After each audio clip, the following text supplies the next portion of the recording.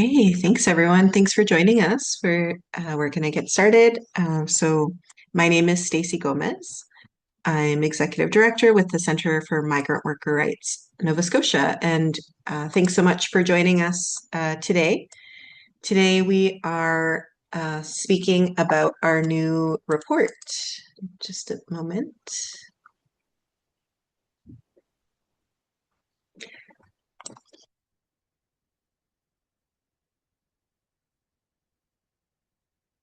Okay, great. So just a sec, I'm just going to mute this.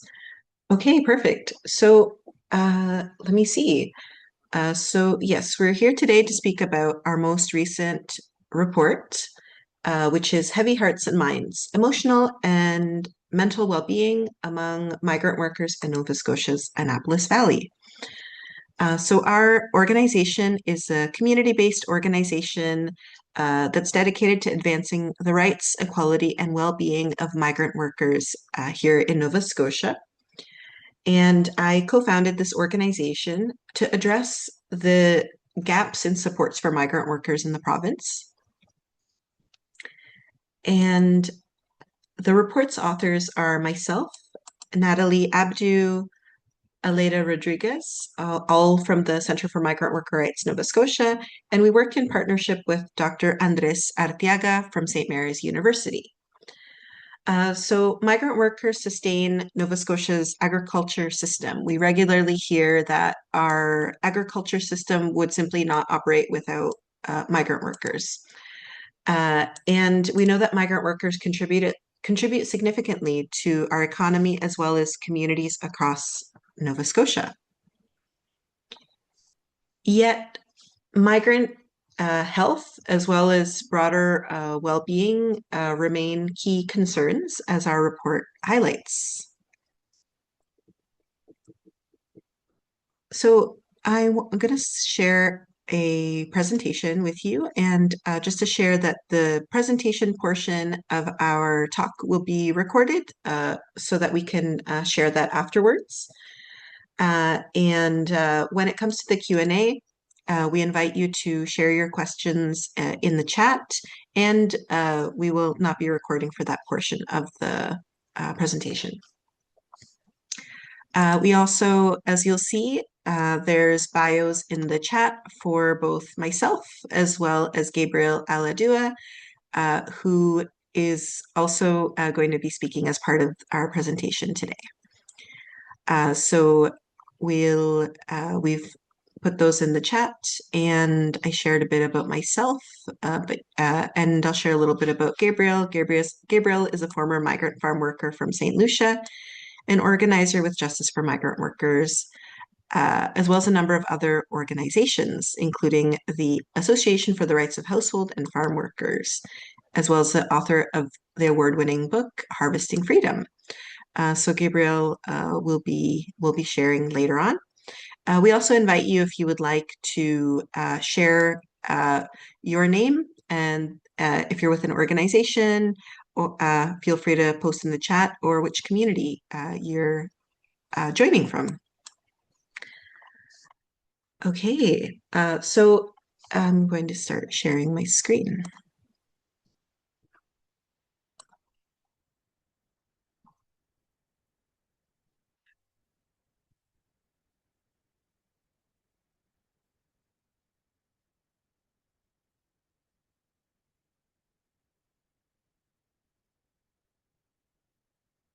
Right.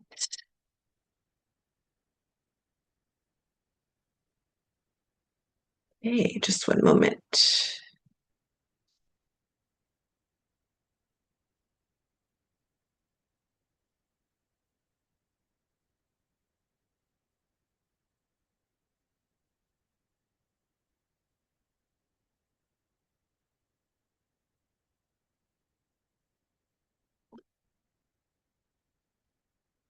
All right, so to begin with, we want to start by sharing this photo from an event that we organized for the Day of the Dead. This was part of our community-based research project.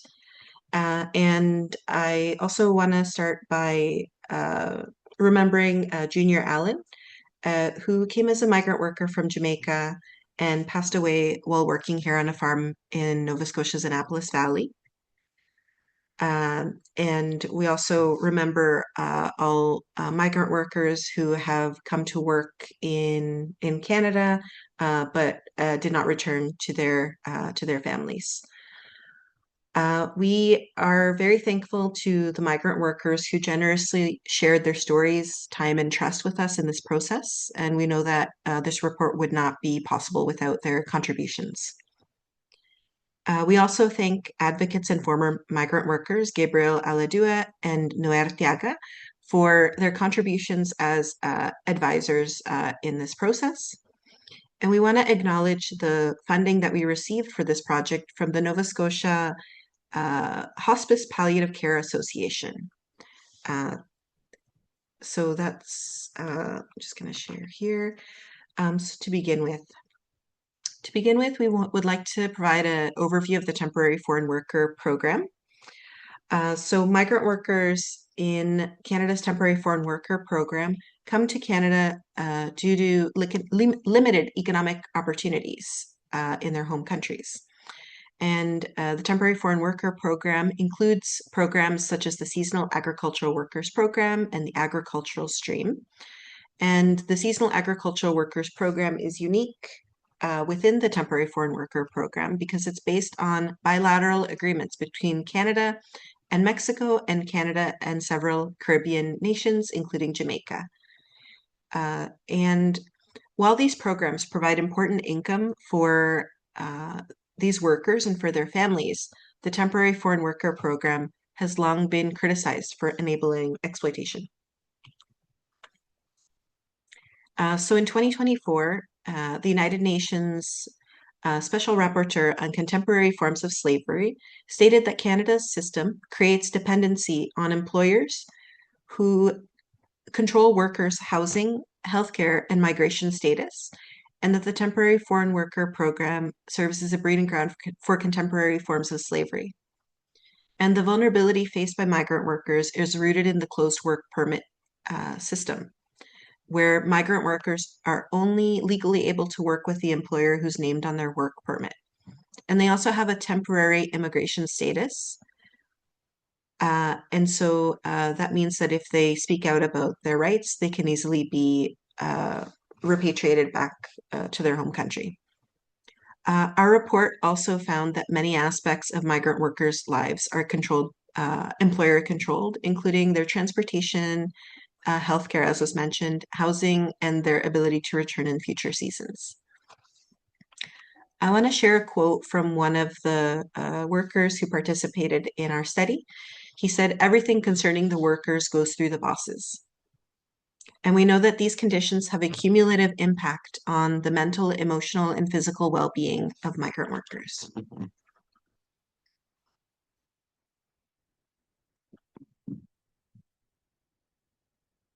So I would like to give some background on our research project.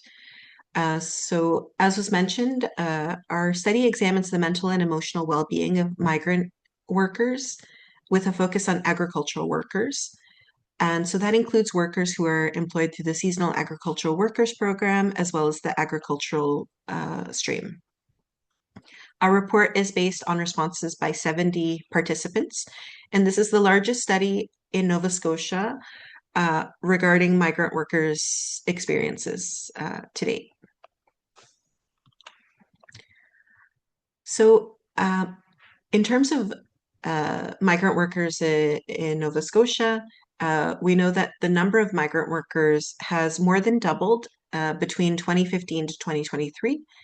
And there's over 4,000 migrant workers employed across Nova Scotia. Almost half of them are employed in the agriculture sector. And 1 in every 3 agricultural workers is a migrant worker in Nova Scotia. About 39% of migrant agricultural workers are from Spanish-speaking countries. And the Annapolis Valley in Nova Scotia is a key region where migrant workers are employed. And this is a map of where they're employed. Sorry, just to clarify, this is a map of the Annapolis Valley. So we spoke with migrant workers in these specific areas in Nova Scotia. In terms of our research questions, the key areas were the ones listed here. So we looked at the mental and emotional health challenges faced by migrant workers, the factors that that shaped their mental and emotional well-being, how they're coping, what supports they have available to them, what barriers they experience in terms of accessing care, and what supports would improve their well-being. We used a mixed method approach, which combined both an online survey as well as focus groups. And so we had 44 survey respondents and 26 participants in an arts-based focus group. We spoke with migrant workers from Jamaica, Mexico, and Guatemala.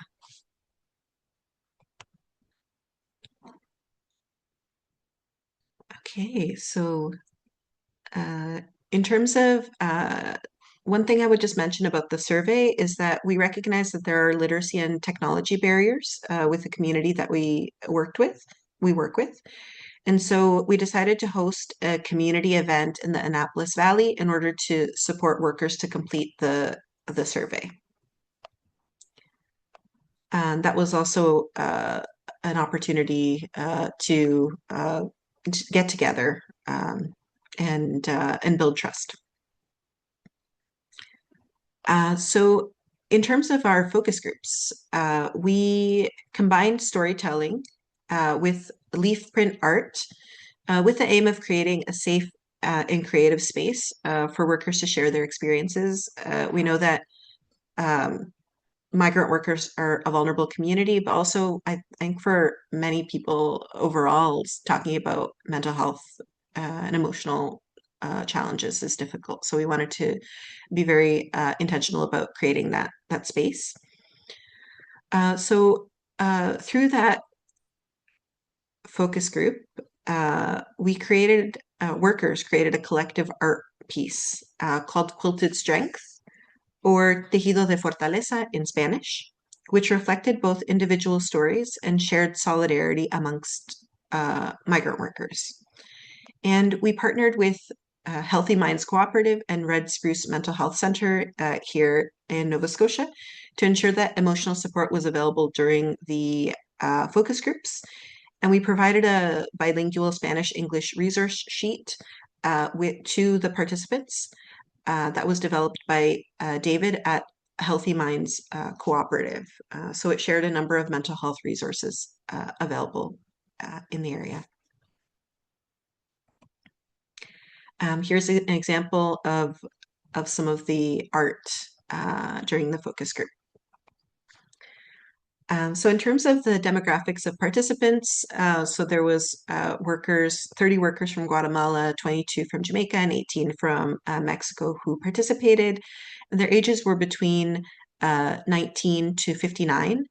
They had worked for up to 20 years in Canada, and all but one participant in our study were working in the agriculture field.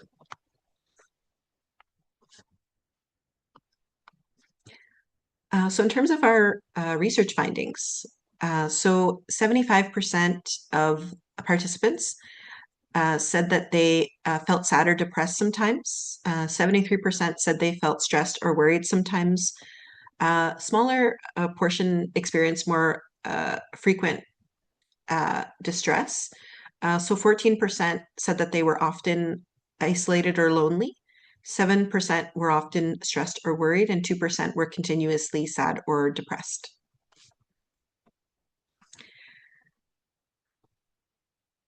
And in terms of, let me see here. In terms of the key causes that were mentioned by workers, the key factors that affected their mental and emotional well-being were family separation. So 80% named that as one of the leading causes of mental and emotional distress. Working conditions was named by 43%. Restrictive work permits was named by 30%. And the need for higher wages was referenced by 48%, all in relation to their emotional and mental well-being.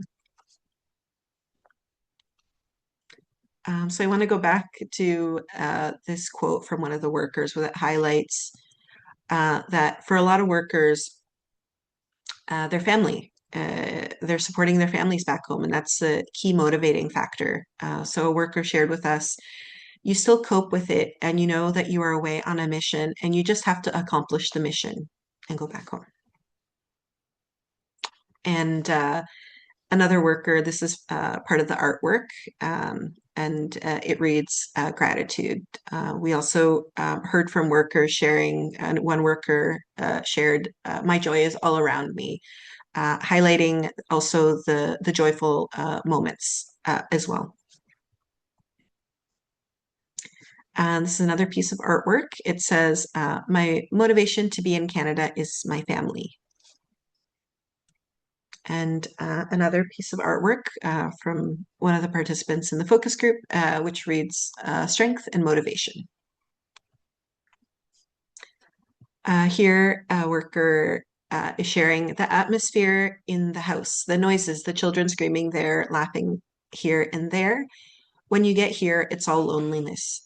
You look at the walls. So highlighting that sense of loneliness and isolation that is experienced by workers while here in Nova Scotia. Regarding working conditions, so here's a quote shared by one of the workers. He said, the heat did surprise me, and there's no time to wipe the sweat. You just keep working. The machine doesn't wait for you. Another worker, here a Jamaican worker, shared, they would want you to work every living day. They want you to work 7 days of the week, and you cannot object. So just highlighting those conditions in the workplace are definitely physically demanding, but also just that pressure that is experienced and the structural limitations on workers to object to the working conditions. Maybe I'll just go back a little bit. I would say there's two other findings that I would want to mention. So 48% of migrant workers reported that they experienced discrimination in communities here in Nova Scotia. And also, as referenced earlier, migrant workers reported restricted freedom, mobility, and autonomy, which impacted their well-being. And this was also the case for women migrant workers in the agriculture and seafood sector, who we spoke with in a past report, listening to women migrant workers. So migrant workers shared a number of barriers that they faced to actually getting the healthcare support that they need. So 86% said that they had not accessed any mental health supports while here in Nova Scotia. 77% indicated that they feared job loss if they took time off for any mental or physical health reasons. 59% cited a lack of information as a barrier to accessing healthcare, and 34% cited language barriers, and especially this impacted Spanish-speaking workers who struggled within healthcare settings.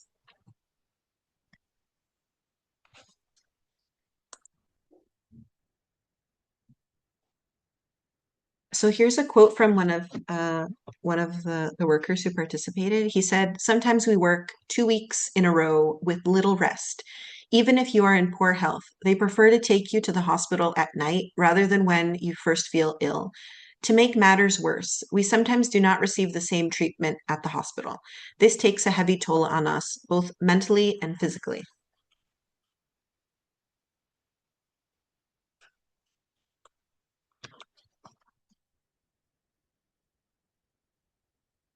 It's important to note in terms of healthcare coverage. So in obviously every province has its rules related to healthcare eligibility. specifically eligibility for public healthcare services. And in Nova Scotia, the rule is that you have to have a 1-year work permit to be eligible for a provincial healthcare coverage. But we know that a lot of agricultural workers have work permits of less than a year. So for seasonal agricultural workers, in that specific agreement, migrant workers can only have contracts for up to 8 months of the year. But many come year after year, and you could be coming annually to work in Nova Scotia for 20 years and still not have access to MSI coverage because of that rule. And as a result, migrant workers rely on their private health insurance. And as part of the study, we looked at the healthcare coverage through Cohen, which is the insurance, private health insurance for migrant workers in the Seasonal Agricultural Workers Program. And we saw that it did not include mental health coverage for the year that we reviewed. So this situation limits migrant workers' access to mental health services. Instead, what we saw is that migrant workers relied on informal networks of support primarily. So we saw that 86% relied on family and friends back home for emotional support, and 66% said that they felt supported by their coworkers. So that's definitely consistent with what we've seen in our work, where there's a sense of support and solidarity amongst workers.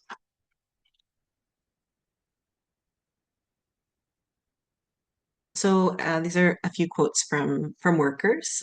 So they said, "We're talking with each other, laughing. We play on, just a little fun."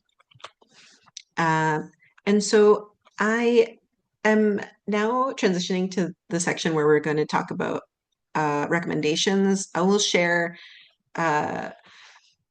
workers participated in this study because they want to see change. And so I want to share a few quotes from workers. So one of the workers stated, "They say the Seasonal Agricultural Workers Program is a free choice, but when we come here, we find there's no freedom. The boss keeps you in a confinement space like a prison. We want that to change for the future, for the next farm workers, the younger generation coming up." Another worker shared, "I think we as humans deserve the same support."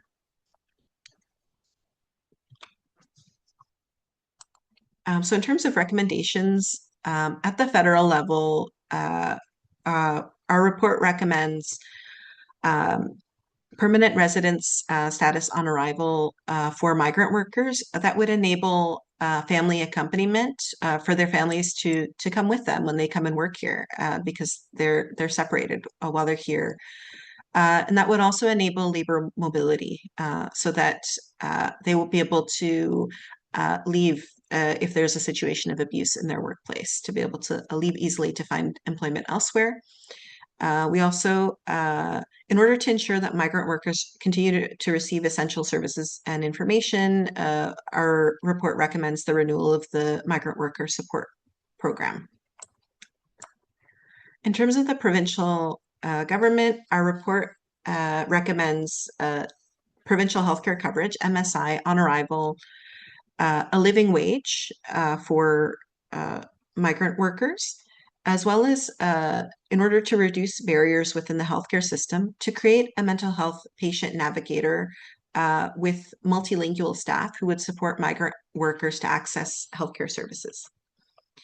At the municipal level, we recommend, in order to respond to transportation barriers and the limited mobility faced by migrant workers, for an improvement to public transportation locally, strengthening of social inclusion and reduction of isolation through cross-cultural funding for cross-cultural community events, and for the municipal governments to invest in anti-racist and cross-cultural education to address the racism faced by migrant workers.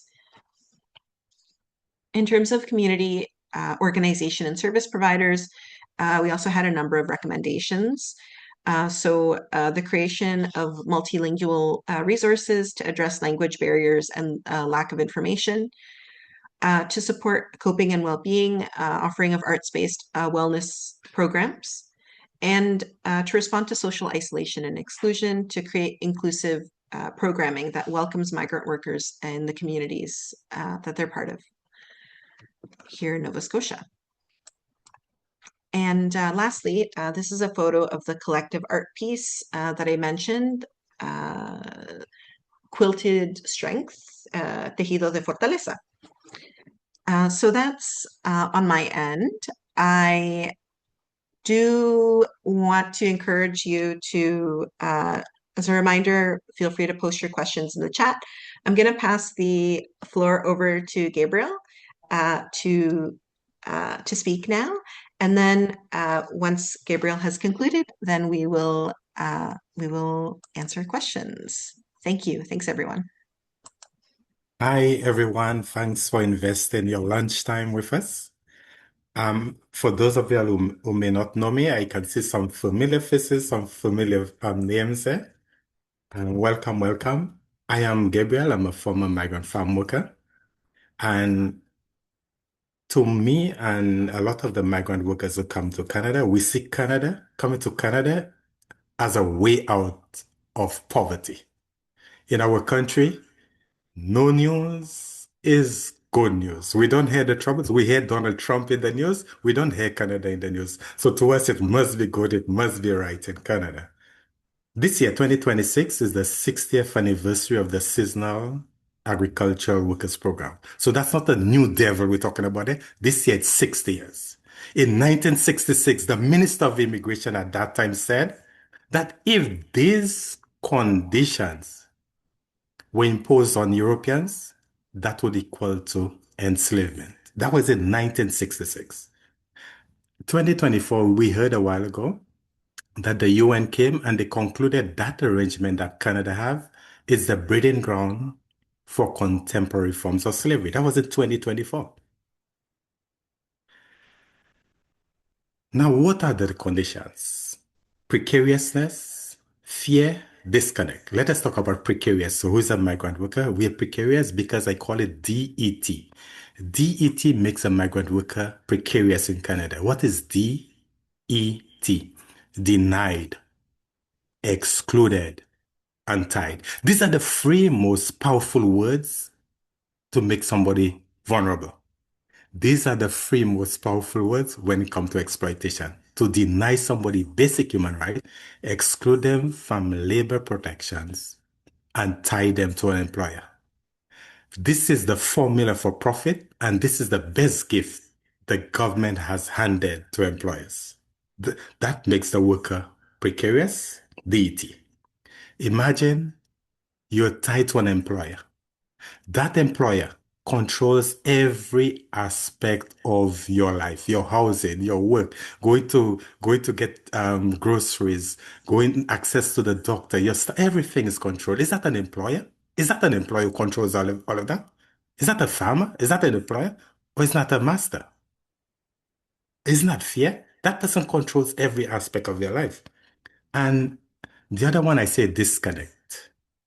Imagine you live on the farmer's property, so you're disconnected from the Canadian society. Disconnect. You're disconnected from information. You live on the farmers, and where the farms, isolated areas.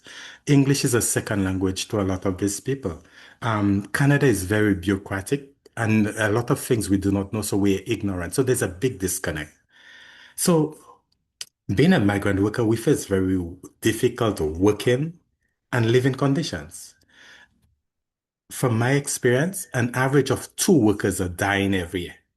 Every year, an average of 2 workers are dying. Can you imagine how many more getting injured each year? If workers are dying every year, can you imagine how many more getting injured? Now, let me focus a little bit on the survey. The workers concluded that family separation is one of the biggest cause of their problem. Family separation. In Canada, people like working an 8 to 4 job. When the day ends, you go back to your family. That's what we're accustomed to, going back to your family, going back to your family. But for 8 months or more, migrant workers are separated from their family simply because we don't have status. Number two, challenging working conditions. Workers identify challenging working conditions. And what did I tell you? We excluded from a lot of the labor standards. Excluded, excluded, excluded. Imagine doing non-unionized work. That's the conditions that we work in. Isn't that a serious thing?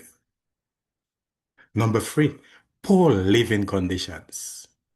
In the bunkhouse where I live, for example, there were 8 workers in the wardrobe, 62 of us for 16 burners. Overcrowding. And the thing is that around the world, that's what I find strange. Around the world, Canada is known for a place of standards, high standards. People look up to Canada. Canada is not just a country. Canada is a standard. People look up to Canada, a standard. But yet still, Canada have no standard for housing for migrant workers. Can you imagine that? Is that an irony? Is that an accident? Is that an accident? And in Ontario, where I live, at the entrance of the property where the workers live, of the farm, private property, no trespassing, no visitors, no vendors. Does that make us a human being in Canada? Restricted. We have a very restrictive work permit. We have permission to work in Canada, but it's very, very, very restrictive. The work permit says you cannot work for any other employer under the other than the one that's stated on your work permit. You cannot work in any location other than that stated on your work permit. You cannot work in any industry other than that stated. Very restrictive work permit. Isn't that worrying? Discrimination in Nova Scotia is ranked number 5 by the workers. Discrimination in Nova Scotia. Rural Canada is white. Who are migrant workers? People of color. Put these two together, they cannot work because Canada is very, very, very racist. Now, if you're not uncomfortable, then I am speaking your language. Change happens when we feel uncomfortable, and that's what the report is bringing out. Now, let's talk about the report. The report is revealing what we all know, and we do not want to admit because in Canada, keep it under the carpet. We'll talk about that another time. How does the truth come out? Is because of trust, and the workers only speak the truth to people they trust. I came to Canada as a migrant worker. In a foreign land, I'm a stranger. Who will I trust? It's people that build trust, and that takes time and time. And that is what that report is telling you. That the truth comes out open only because of trust. And a couple of things quickly because of time. From my experience, every day I was fighting 2 wars in Canada. 2 wars. On one hand, I was fighting for better working and living conditions. And in my head, I keep worrying about my family back home. I'm fighting 2 wars at the same time. And that's a migrant worker. We keep fighting, fighting, and we are powerless. Fighting 2 wars at the same time. And this war, I documented my troubles in chapter 20 of my book. And the chapter 20 of my book, what is chapter 20? The 20 injustices of Canada. And they are at every, every level of government. Is that an accident? Is that an accident? Or is that by design? I work with migrant workers across Ontario, and often enough, I get to meet workers from different provinces. The name might be different, but the injustices are the same. The beautiful thing is, the beautiful thing is, these injustices, they are not natural laws, they are human-made laws, and we can change them. We have power to change them, and that is what the report is calling for, that the food that we are eating, it's being produced by people who are not treated well.